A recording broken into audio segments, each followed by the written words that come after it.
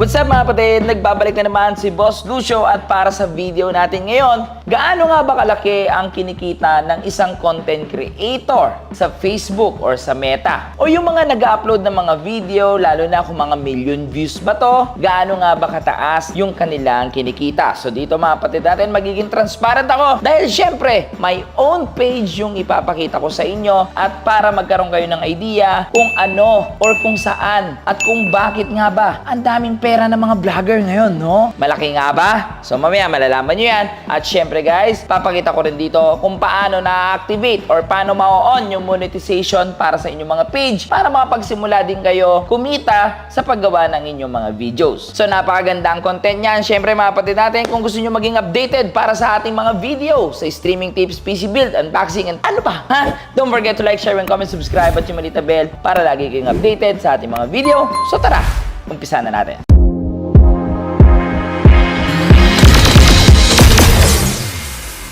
Ikaw ba isang content creator or streamer na gustong gumanda yung streaming layout? Yung tipong lahat animated, high quality, at ang pinakamaganda dito, it's copyright free.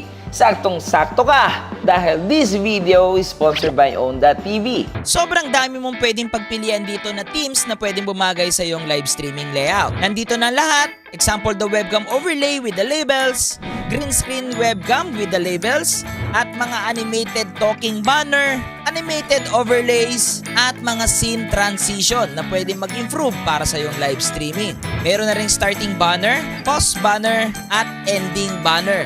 Kung gusto mo ng mga gaming profile, gaming background, gaming cover photo, gaming panels, lahat ay nandito sa Onda.tv. Gusto mo rin ng mga emojis or mga subscription stickers, meron din dito sa Onda.tv. Ayos, di ba? Napaka-solid at napaka-worth it bumili ng mga streaming layout dyan sa Onda.tv. Napakadali lang pumunta dyan, guys. Makita nyo po yung link sa description box, www.onda.gg/boss_Lucio, at meron kayong 50% off once na gamitin ninyo ang word na Lucio. Gumanda na yung streaming layout, nakamura ka pa. So yun na nga, balik tayo sa ating topic at kukuha tayo ng laptop. Kasi sinabi ko nga sa inyo na ang gagamitin kong example dito, my own page. Para na lang guys, maging transparent ako sa inyo. Para sabihin nyo, Boss Lucio, ba't kami may tinatago ka ata eh? So, para walang ganon guys, sariling page ko na yung gagamitin ko. So, pero puntahan muna natin paano nga muna natin ma-on yung tinatawag nilang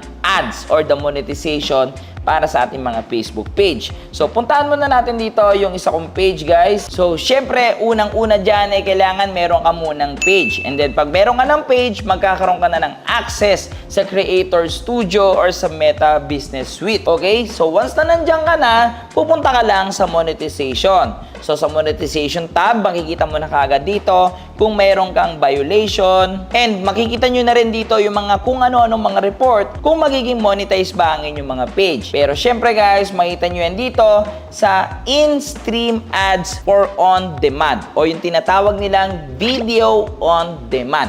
So dito mga kapatid natin nanggagaling yung number one source kung ba't nagkakapera ang mga vlogger guys. Ito yung ads na tinatawag. So para sa eligibility nito, unang-unang requirement is dapat meron kang 10,000 followers.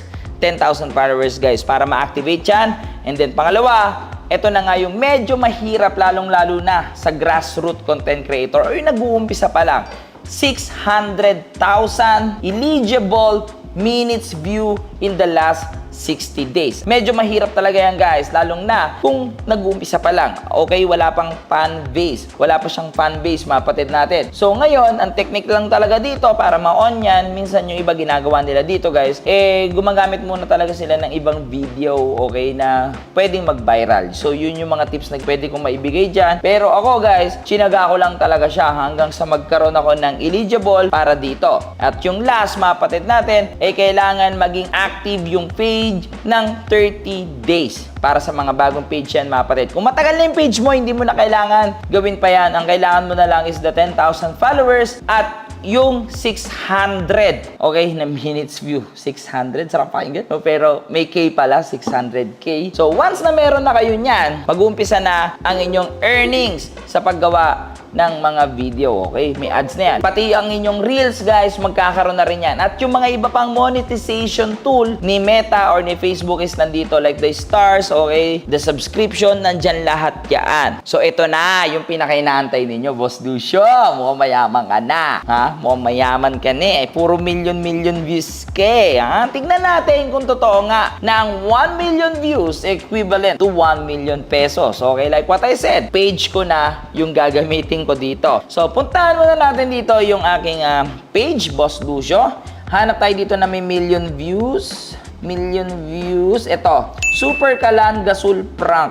Total views, guys, 3-second view is 1.8 views, guys, okay? And then, minutes view, it's 3 million views, okay? So, view insight natin. So, yeah, transparent yan, ha? Ang kinita niyan, okay, is 423 USD. So, in pesos, mapatid natin, kung ita-times natin yan in 55, so, magiging 23,000 blah, blah, blah. Sabihin na natin 23,000 lang, okay? So, round off na natin. So, mapatid natin, makita nyo, guys, na napakalayo ito sa sinasabi ng iba na 1 million pesos is equivalent to 1 million views. So, baliktad, vice versa man. Guys, malayo. 23,000 lang at ang total views nito, it's 1.8 million views. Okay? So, ngayon, punta naman tayo sa isa pang video ko. Okay?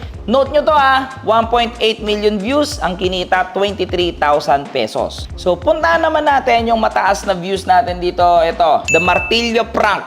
Okay? May total views ito na 6.5. Grabe, ang laki, di ba? Wow, ito na tayo magpapayaman sa akin. Okay? So, guys, tignan nyo. Total na kinita nito, guys, is 351 USD. So, i-compute natin siya in peso. Sabihin na natin nasa 19,000 pesos lang siya. Pero yung 1.8 views, 1.8 million views, ang kinita naman is 23,000 pesos. So, Boss Lucio, alam ko na yan eh. Kasi mas mahaba yung isang video. Kaya mas malaki kinita nun, okay? So, tingnan natin. So, guys, ito. Tingnan natin dito yung Martillo Prank. Nag-runtime siya ng 7 minutes and 4 seconds. So, mahaba, okay? Punta naman natin si 1.8 million. Nag-runtime ito ng 3 minutes and 30 seconds. So, guys, ibig sabihin, mas mataas yung runtime nung 6.6 million views. Pero bakit ganon? Bakit mas malaki yung kinita nung mas maliit na runtime, mas maliit yung views, at yung isa naman, mga kapatid natin, malaki ang views, mahaba yung runtime, pero ang ikli ng kinita. So, ito yung pinaka-explanation ko para dyan. So, may tinatawag tayong generating ads. Okay?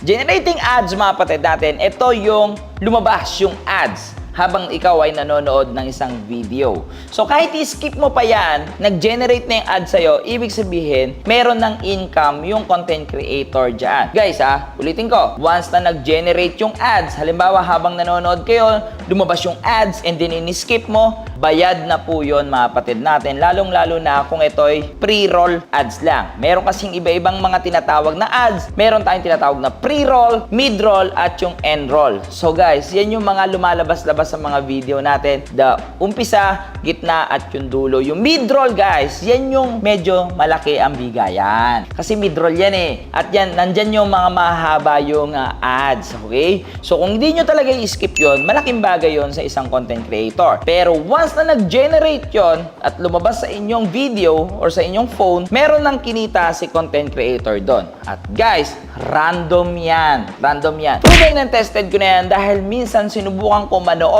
ng 10 phone ng sabay-sabay ng isang video yung pinapanood. So, 2 doon, nag-run ng ads. Yung 8, walang ads na lumabas. Pero mapatid natin, bakit ganun? So, guys, hindi ko rin alam. Siguro, kay Meta na ang sagot doon. So, yun yung isang cost kung bakit mapatid natin. Minsan, mababa yung kinita ng ibang views or ng ibang video. So, may tinatawag na RPM at CPM at ad impression. So, gulo, no? RPM, mapatid natin. Ito, guys, yung RPM, yung bato sa'yo, mga kapatid natin, ng dollar, okay? No, pumapasok dun sa yung views. Ngayon, may tinatawag naman na CPM or the cost per minute, mga kapatid. Yung nagagastos, guys, adalabas naman ng ad sa'yo. At may tinatawag na ad impression. Ad impression, guys, kung anong klaseng ads yung lumabas sa'yo at kung gaano katagal nag-runtime yung ads na yon sa isang viewer. Gulo, no? Yes, medyo magulo talaga siya, pero sinabi ko lang sa inyo, mga kapatid natin, para maintindihan ninyo. The more more na mas mataas ang ad impression ninyo, the more na mas mataas yung kikitain ng isang video. Gets nyo? So, sa ad impression, nakadepende mga kapatid natin yung kinikita ng isang content creator sa isang platform. At meron pa isa. Ito yung gusto ko talagang malaman ninyo. So, halimbawa mga kapatid natin, tayo na sa ating smartphone, tinitignan natin dito yung mga views, di ba? 1.2 million views. 3.3 million views. 1.2 million views. Yang nakikita nyong views na yan, guys, yan yung tinatawag na 3 seconds views, mga kapatid. May tatlong klaseng views kay Facebook. Ito yung minutes view, the 1 minute view, and then the 3 seconds view. Yung nandito sa labas, guys, yung nakikita natin sa ating mga smartphone, yan yung 3 seconds view. Ang 3 seconds view, guys, napakadaling intindihin. 3 seconds, ibig sabihin yan, guys. Halimbawa ako, nag-Facebook ako, and then may nakita akong isang video na parang lap trip, di ba? Okay, 1, 2, 3. Hindi ko na trip. Next ko na. Count na yon na views. Lalabas na yon sa stats, guys, na may 1 view ka na. So, guys, wala kang kinita dun. Wala kang kinita doon, guys. Sa 3 seconds view, mga kapatid, wala kang kikitain. Okay? Kasi wala naman nag-generate doon na ads, wala nag-generate doon na something. Okay? Walang engagement na nangyari, kaya wala kang kikitain. But the numbers, yes, magkakaroon ka nung tinatawag na numbers. Okay? Meron kang 300 million views, di ba? Yung 300 million, lahat yung 3 seconds. Magtataka ka na lang talaga, walang kinita yung video. So, mga kapatid natin, para magkaroon ka ng kita sa isang video, kailangan mong pataasin is yung tinatawag na 1 minute view. Magkaiba si minutes view kay 1 minutes view. And then, pag na-improve mo ang yung 1 minute view, the more na madidistribute ito ni Facebook sa mas maraming audience. Yan yung algorithm ni Facebook. Again, the minute view and the 1 minute view is magkaiba. The 1 minute view, 1 minute na nood ang isang tao sa iyong video. The 1 minute, mga kapatid, may kinita ka na dyan. May views na yan. May ads na nag-generate dyan. So, nag-benefits ka na doon. Kahit 1 minute lang siya manood. So, every minute siya, meron kang 7 minutes video and tinapos niyo yun. So, sa isang viewer, may kinita ka na sa kanyang 7 minutes. Okay? Ganun lang kadali. Pero the minutes view, guys, it's stats lang yon ng page. Okay?